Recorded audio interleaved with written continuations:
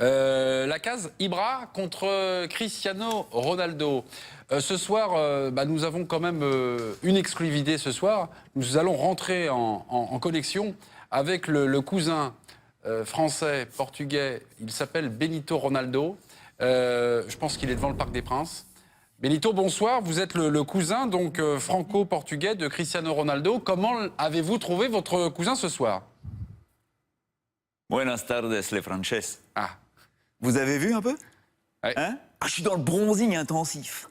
J'aspire les rayons du soleil. Hein? Comme Cristiano. Bah c'est vrai, il n'y peut rien. Ronaldo, ça rime avec beau. Tu vois, c'est quand même autre chose que votre Mikou qui rime avec caillou, fou. Et je vous parle pas du Favard. Avec cafard. Oh, c'est dur. Oh, c'est dur. Ça n'a rien à voir avec Ronaldo. C'est d'ailleurs pour ça qu'un autre beau de légende, Julio Iglesias himself, lui a demandé de chanter dans son dernier clip qui vient de sortir, là, avec plein de sportifs, dont Rafa, mon tétard des Baléares. Mais attends, mais pourquoi tu le fais partir tout de suite, là? Regarde là. Mais qui c'est qui en régie, là? C'est Bundes. Purée, mais on t'a pas opéré des doigts ou quoi? T'as pas pris la greffe? Donc, je vais vous le montrer, bien évidemment, je vais vous le montrer. Parce que je vais même vous traduire les paroles tellement c'est profond. Alors attention, hein, c'est du slow des glaïeuls. Hein? C'est tellement langoureux que c'en est visqueux.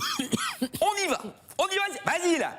Balance le Bundes. Toi, tous mes croyais, les rois du monde entier. Et toi, tu n'as jamais été capable de pardonner.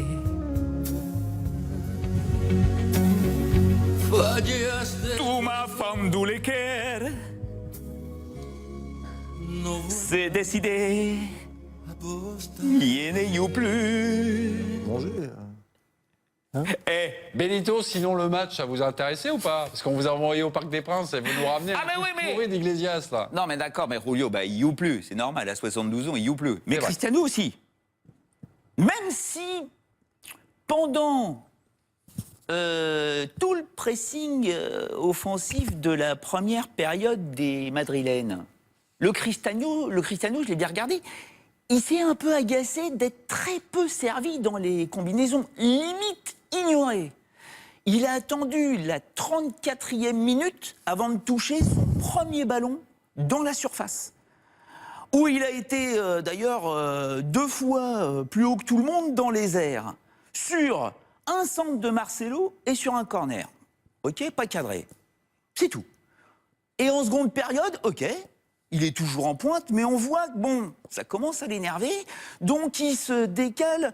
Où ça? Bah tiens, côté gauche, histoire de montrer un peu qu'il est capable de courir. Et bien évidemment, ça lui permet de faire sa première pointe, son premier sprint, là, pour déborder Aurier à la 54e, et d'être servi à la 72e par qui? Marcelo encore, merci Marcelo, sur un contre éclair où Cristiano n'arrive pas à cadrer son tir. C'est son seul ballon exploitable de la seconde période, en dehors d'un coup franc dans sa zone, la 25 mètres côté gauche, à la 50e, dévié par Ibra.